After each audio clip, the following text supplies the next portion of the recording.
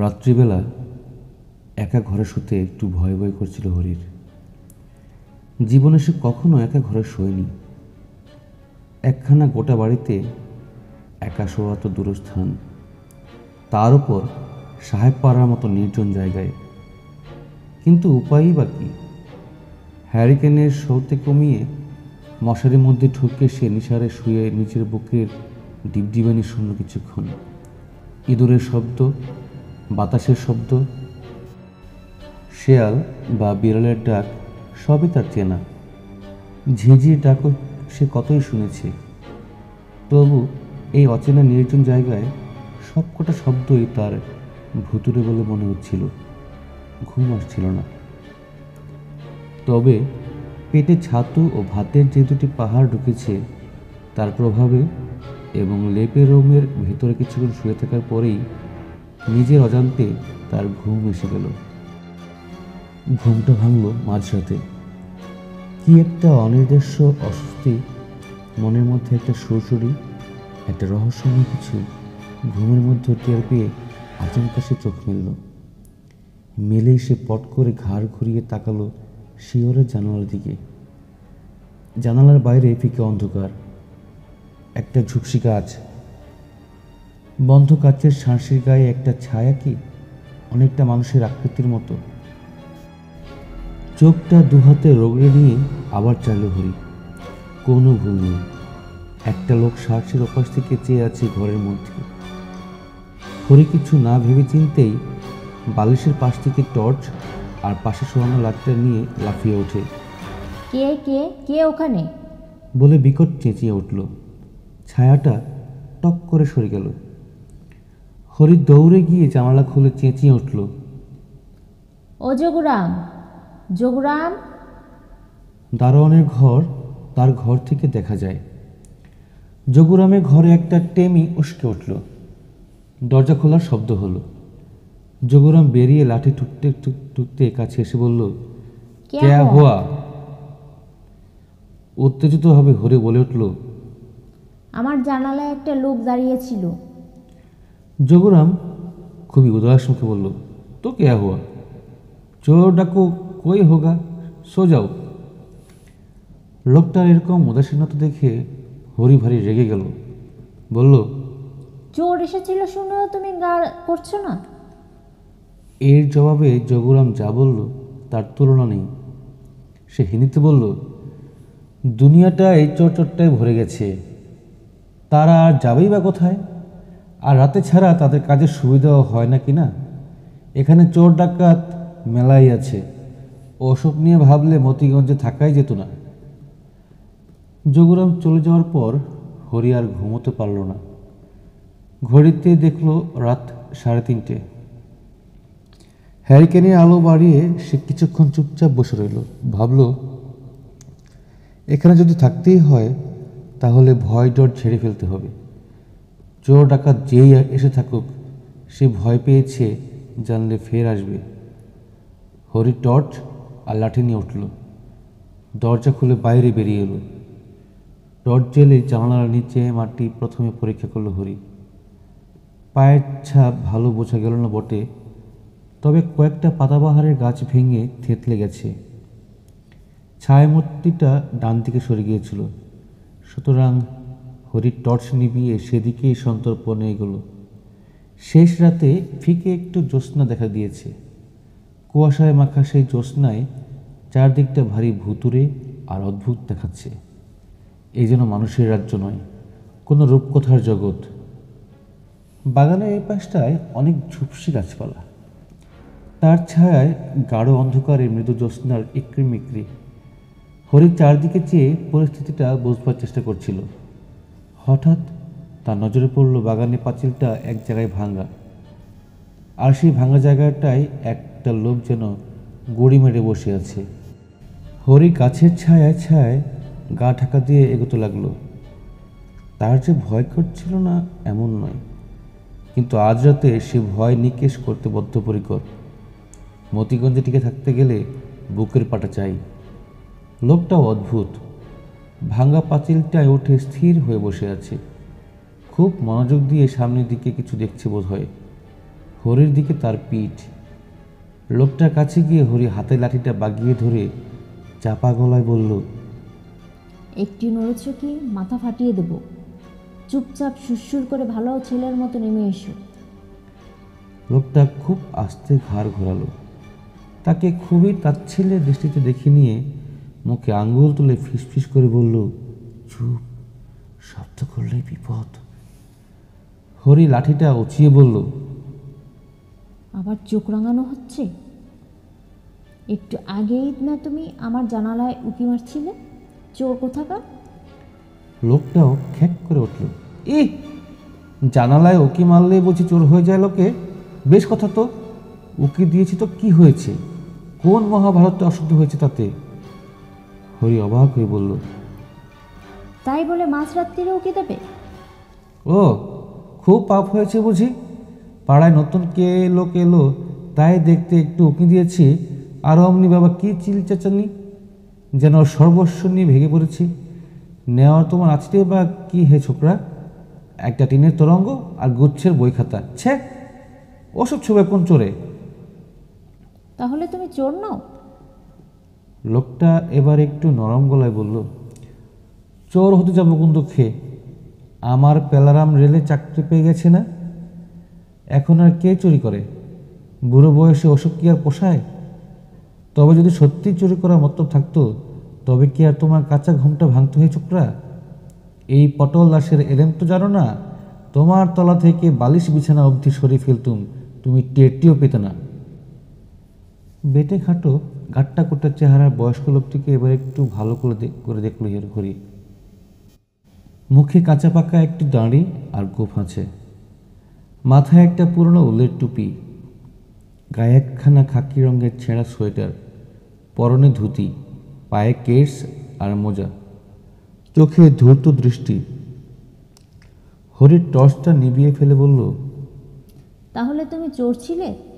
ছিলাম তো ছিলাম, অত খতন কিসের? চোর হলো আজকালকার ছোকরা চোরদের মতো গবেট চন্দ্র ছিলাম না। চরণ, ছিদাম, দুঃখে এদের জিজ্ঞেস করে দেখো, পটল দাসের নাম শুনলেই জোড় হাত করে কপালে ঠেকাবে। চোর কথাটা শুনতে খারাপ, কিন্তু এলেম দেখালে সব কাজে ইজ্জত আছে। তবে এই হালের ছোড়ারা মানতে চায় না, তা না মানুক। হরি লাঠিটা নামালো। লোকটাকে ভয়ের কিছু নেই, তবু মুখে বলল, যোগরানকে ডাকলে এক্ষুনি তোমাকে ধরে পুলিশে দেবে। কোন আইনে? চুরি করতে গিয়ে তো ধরা পড়িনি হে। তার ওপর পুলিশ কি হাতের মোয়া যে ডাকলেই পাবে? এখান থেকে থানা মাইল ত্যাগ দূরে। দারোগাবাবু, কনস্টেবল বাবারা এই সময় ঘুমন, ডাকলে ভারী রেগে যান। হরি হেসে ফেলল, তারপর বলল, তা তুমি ওই ভেঙা পাঁচিলে উঠে কি করছো? নেমে এসো, আজ তোমাকে ছেড়ে দিচ্ছি। ছাড়তে হবে না, আমি তো ধরাও পড়িনি এখনো। ছাড়বার তুমি কে হে? ভাবছিলাম ভদ্রবাবুদের বাড়িটা এই ফাঁকে একটু দেখে যাব। দিনে কালে এবারে থেকে কত কি সরিয়েছে, কিন্তু ঢুকতে ঠিক সাহস হচ্ছে না। কি যেন একটা দেখলাম, ভালো করে দেখার জন্য ঘাপটি মেরে বসে আছি তখন থেকে। কি দেখেছো? কি দেখেছি সেইটাই তো ঠিক বুঝতে পারছি না। সে আগের চোখও নেই, বা চোখটায় ছানি এসেছে। পেলারাম অবশ্য বলেছে শহরে নিয়ে গিয়ে চোখ কাটিয়ে আনবে, তখন সব আবার আগের মতো দেখতে পাবো। হরি ধৈর্য হারিয়ে বলল, কিন্তু কি দেখলে সেটা বলবে তো? দেখলাম যেন ওই গোলাপ গাছটার কাছে একটা লোক দাঁড়িয়ে আছে। মতলব নিশ্চয়ই ভালো ছিল না, দাঁড়িয়ে কি যেন দেখছিল বাড়িটার দিকে চেয়ে। এমন সময় আরেকটা লোক যেন মাটি ফুঁড়ে লোকটার পিছন দিকে উদয় হলো। তারপর প্রথম লোকটার মাথায় একটা ইট তুলে দরাম করে বসিয়ে দিল। লোকটা একটাও শব্দ করতে পারেনি, কাটা কলা গাছের মতো পড়ে গেল। তখন দ্বিতীয় লোকটা তার পা ধরে হেঁচড়ে নিয়ে গোলাপ ছোপে লাশটা ঢুকিয়ে দিয়ে কোথায় হাওয়া হলো। বুড়ো বয়সে এখন ঠিক আর এগিয়ে যেতে সাহস পেলাম না। খুন যদি হয়ে থাকে তবে সাক্ষী থাকাটাও বিপদের কথা। হরি উত্তেজিত হয়ে বলল, ও বাড়িতে কে থাকে? কেউ না। বুড়ো অবিনাশ ভদ্র ছিল, তা সেও গতবারে মরে গেল। ওয়ারিশও কেউ নেই, বাড়ি ফাঁকা পড়ে থাকে। দারোয়ান? না, দারোয়ানের মাইনে দেবে কে? বললুম না, ওয়ারিশই নেই। হরি বলল, কিন্তু আমাদের তো ব্যাপারটা দেখা উচিত। পটল দাস মাথা নেড়ে বলল, ওরে না রে বাবা না, হুট করে কিছু করে বসতে নেই। তার ওপর আমার ছানি পড়া চোখে কী দেখতে কী দেখেছি তারই ঠিক কি। এই তো সেদিন দেখলুম পুকুরের ধারে দিব্যি এক রামধনু উঠেছে। নাতিকে ডেকে দেখাতে গেল, তা সে বলল রামধনুটারও কিছুই নাকি নেই, আমি ভুল দেখেছি। ভুল দেখেছে কি না সেটাও তো দেখা দরকার। পটল দাস মাথা নেড়ে বলল, ন্যায্য কথা, কিন্তু ভয়টাও সেখানেই। যদি ভুল না দেখে থাকি তবে লাশের কাছে যাওয়াটা উচিত নয়। কিন্তু লোকটা তো নাও মরে গিয়ে থাকতে পারে। তা বটে। এখনো তুলে নিয়ে মুখে জল টল দিলে বেঁচে যাবে হয়তো, কিন্তু সারা রাত হিমের মধ্যে থাকলে মরেই যাবে। সেও ঠিক কথা, কিন্তু আমার কেমন যেন সাহস হচ্ছে না। হরি এবার একটু গরম হয়ে বলল, যখন চুরি করে বেড়াও তখন ভয় করে না, এখন ভয় করলে চলবে কেন? পটল দাস এবার চোখ পাকিয়ে বলল, চুরি মানে কেবল চুরি, সেটা কি আর্ট নয়? আর আমাকে ছিঁচকে চোর পেয়েছ? পটল দাস কখনো ছুঁচো মেরে হাত গন্ধ করে না, মনে রেখো। আমি কালই রটিয়ে দেব যে তুমি চুরি করতে এসে আমার কাছে ধরা পড়ে গেছো। এ কথায় পটলের চোখ কপাল উঠল, বলল, ও বাবা, তুমি যে বেশ পাজি লোক দেখছি। পটল দাস এখনো ধরা পড়েনি জীবনে, তা জানো? কেউ তোমার কথা বিশ্বাস করবে না। খুব করবে। এক্ষুনি তোমাকে জাপটে ধরে চোর চোর বলে চেঁচালে যোগুরাম আর তার বউ দৌড়ে আসবে, তারপর ঘরে পুরে তালা দিয়ে রাখবে, সকালে সবাই এসে দেখবে। এ কথায় পটল দাস খক খক করে হায়না হাসি আসলো, তারপর বলল, জাপটে ধরবে? বটে, তা ধরার চেষ্টা করে দেখো তো কি হয়। কেন, মারবে নাকি? আমার গায়ে মেলা জোর, তা জানো? পড়াশোনায় তেমন ভালো না হতে পারি, কিন্তু গায়ের জোর কম নেই। থাক, অত বড়াই করতে হবে না। তোমার চেয়ে ঢের ঢের জোয়ান পালোয়ান দেখেছি। পটল দাসের বয়স হয়েছে বটে, কিন্তু বিদ্যে তো মরেনি। এখনও অনেক ভোজবাজি দেখাতে পারি। দেখি না কেমন জাপটে ধরে রাখতে পারো। এসো দেখি পালোয়ান চন্দর। হরি এই ছোটোখাটো বড়সড়ো লোকটার কথা শুনে না হেসে পারল না। একে ধরা নাকি আবার একটা ব্যাপার। সে চোখের পলকে দুহাতে জাপটে ধরল পটল দাসকে। ধরল বটে, কিন্তু ভারী অবাক হয়ে দেখল পটল দাসের বদলে সে ধরেছে খানিক হাওয়া বাতাসকেই। পটল 3 হাত দূরে দাঁড়িয়ে ফিকফিক করে হাসছে। হরি ব্যাঙের মতো একখানা লাফ দিয়ে গিয়ে একেবারে ঘাড়ের ওপর পড়ল পটলের। কিন্তু আশ্চর্যের বিষয়, পটলও হুবহু ওরকমই একখানা লাফ মারল সঙ্গে সঙ্গে, এবং ভোজবাজির মতো 4 হাত তফাৎ হয়ে গেল দুজনের মধ্যে। হরি হাঁপাতে হাঁপাতে বলল, তুমি ভূত নও তো? পটল দাস ফিক করে হেসে বলল, তাহা ভূতও বলতে পারো। ভূত মানে অতীত। আমার কি আর সে দিনকাল আছে? বেঁচে থেকেও মরা। তাহলে বুঝলে তো আমাকে ধরা অত সহজ নয়। হরি বোকার মতো মাথা নেড়ে বলল, বুঝেছি। যদি সত্যিই ভূত না হয়ে থাকো তবে বলতেই হয় তুমি বেশ ওস্তাদ লোক। পটল একটা দীর্ঘশ্বাস ফেলে বলল, এ আর কি দেখছ, আরও কত কি শিখেছিলাম। হস্তলাঘব, মুখবন্ধন, বায়ু নিয়ন্ত্রণ, কুম্ভক, কোথাও কাজে লাগলো না।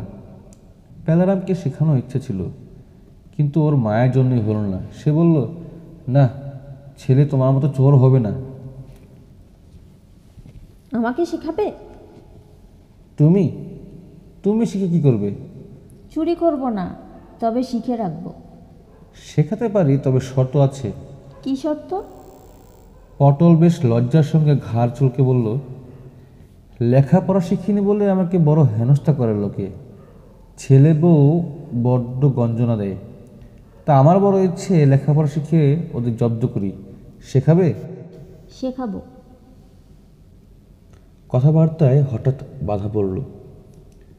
ভদ্রবাবুদের বাগান থেকে হঠাৎ একটা ক্ষীণ আর্তনাদের শব্দ এলো। দুজনেই স্তব্ধ হয়ে শুনল। তারপর পটল বলল, পালাও, ঘরে গিয়ে শুয়ে থাকো গিয়ে, আমি ওই বেলা সরে পড়ি। কিন্তু পটলাদা, ব্যাপারটা না দেখে পালানোটা কি ঠিক হবে? ওহ, তুমি জ্বালালে দেখছি। আচ্ছা চলো, বেগতি দেখলে আমি কিন্তু সরে পড়ব। দেওয়ালটা দুজনের ডিঙ্গল, আগে পটল, পিছনে হরি। পটল সাবধান করে দিয়ে বলল, খবরদার টর্চ জ্বেল না, টর্চ খুব খারাপ জিনিস। আমার পিছু পিছু এসো। চোখে ছানি হলে কি হয়, অন্ধকারেও সব ঠাওয়ার করতে পারি। ঘাস জমি ডিঙিয়ে ঝোপটার কাছে পৌঁছে পটল বলল, এইখানে। বেশি খুঁজতে হলো না, গোলাপ ঝোপের ভিতর থেকে দুখানি পা বেরিয়েছিল। পটল আর হরি টেনে হিঁচড়ে বের করে আনলো লোকটাকে। জ্যোৎস্নার ফিকে আলোতেও হরি মুখখানা চিনতে পেরে আর্তনাদ করে উঠল, সর্বনাশ! পটল পট করে তার মুখে হাত চাপাতে বলল, আস্তে, চেঁচালে বিপদে পড়বে। তা লোকটা কে? ও হলো গোপাল, আমরা এক ক্লাসে পড়ি। পটল ভ্রু কুঁচকে বলল, এত অল্প আলোয় ঠিক চিনতে পারছি না। কোন গোপাল বলো তো? সেই ঝিকু সর্দারের ছেলেটা নাকি? আমি ঝিকু সর্দারকে চিনি না, তবে গোপালকে সবাই ভয় পায়। পটলের ভ্রু শটানো হয়ে গেল। তাহলে ঠিকই ধরেছি, ঝিকুরি ছেলে। তা বেঁচে আছে নাকি? গোপাল বেঁচেই ছিল, তবে জ্ঞান নেই। মাথার পিছন দিকটা থেতলে গিয়ে রক্তে একেবারে ভাসাভাসি কাণ্ড।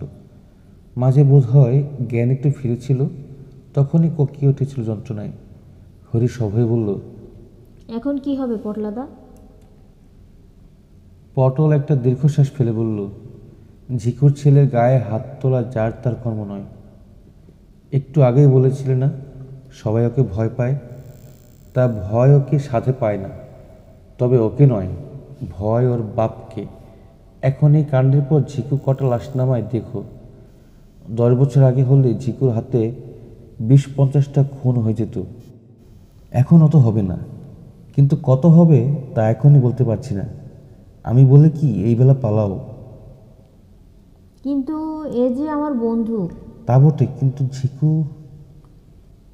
তখন থেকে কেবল ঝিকু ঝিকু করছো কেন? ঝিকুটা কি? এর তল্লাটে যখন এসে পড়েছ তখন চিনবি একদিন। আমি পাপ মুখে সব বলি কেন? বন্ধুকে যদি ফেলে যেতে না চাও তবে চলো ধরাধরি করে নিয়ে গিয়ে তোমার ঘরেই তুলি। তাই হলো। দুজনে ধরাধরি করে গোপালকে নিয়ে ভাঙা পাঁচিল পেরিয়ে হরির ঘরে এনে তুলল। হরি বলল, কিন্তু রক্তে তো ভেসে যাচ্ছে, একজন ডাক্তার ডাকলে হয় না? এত হেমারেজ হলে তো মরে যাবে। রক্তটা এখনো ক্লট বাঁধেনি, হেমাটোমো। পটল চোখ বড় বড় করে হরির কথা শুনছিল। হঠাৎ বলল, তুমি কি ডাক্তারের ছেলে? কি করে বুঝলে? অনেক জানো দেখছি, তবে ভয় নেই। আমাকে সবসময় ওষুধ বিশুদ্ধ রাখতে হয়, তবে টোটকা। বলেই পটল পোশাকের ভিতরে কোথায় হাত ভরে একটা শিশি বের করে আনলো। তাতে খানিকটা কালচে তেল যত্ন করে ক্ষতস্থানে লাগিয়ে দিল। আর একটা শিশি বের করে হরি হাতে দিয়ে বলল, খুব যন্ত্রণা হলে ছিপিটা খুলে একটু শুকিয়ে দিও, ওতেই কাজ হবে। হরি ডাক্তারের ছেলে বলেই তার সঙ্গে তুলো, ব্যান্ডেজ, ওষুধ থাকে। গোপালের মাথা ব্যান্ডেজে নিপুণ হাতে বেঁধে সে শিশিটা নিয়ে চিপি খুলে একটু শুকিয়ে দেখল। চন্দন, গোলাপের আতর এবং আরও কিছু সুবাস মেশানো একটা মাদক গন্ধ। সে অবাক হয়ে বলল, এ তো স্মেলিং সল্ট নয়, তবে এটা কি? পটল মাথা নেড়ে বলল, ডাক্তারি ওষুধ ছাড়াও দুনিয়ায় মেলা ওষুধ আছে। ওসব গুপ্তবিদদের খবর ডাক্তাররা জানেও না। এ হলো কালী কবরেজের মুষ্টিযোগ। ওর নাকি একটু ধরেই দেখো না কি হয়। আশ্চর্যের বিষয়, শিশির মুখটা গোপালের নাকের কাছে ধরার কিছুক্ষণ পরেই ধীরে ধীরে গোপাল চোখ মেলে চাইল। দৃষ্টিটা ঘোলাটে, অস্বচ্ছ। কিছুক্ষণ চেয়ে থাকার পর চোখ স্বাভাবিক হয়ে এলো। উদ্ভ্রান্তের মতো সে চারদিক চেয়ে দেখে ক্ষীণ গলায় বলে উঠল, ওরা পাগলা সাহেবের কবর খুঁজছে। হরি গোপালের উপর ঝুঁকে পড়ে জিজ্ঞেস করলো, কারা? কি খুঁজছে? পটল দাস চাপা গলায় বলে উঠল, সর্বনাশ। গোপাল একবার উঠে বসবার চেষ্টা করলো, কিন্তু প্রচুর রক্তক্ষরণে সে সাংঘাতিক দুর্বল। তার উপর মাথার চোটটাও বেশ জোরালো রকমের। উঠবার চেষ্টা করতে গিয়ে ফের লুটিয়ে পড়ল বিছানায়। হরি আবার তাকে শিশি শোকাতে যাচ্ছিল। পটল তার হাতটা ধরে বাধা দিয়ে বলল, থাক, এখন ওকে ঘুমোতে দাও। হরি জিজ্ঞেস করলো, গোপাল কি সব বললো বলো তো? পাগলা সাহেবের কবর না কি যেন? পটল খুব অবাক হয়ে বলল, কই, আমি তো কিছু শুনতে পেলাম না। আমার কান সে কখন থেকে ভোঁ ভোঁ করছে।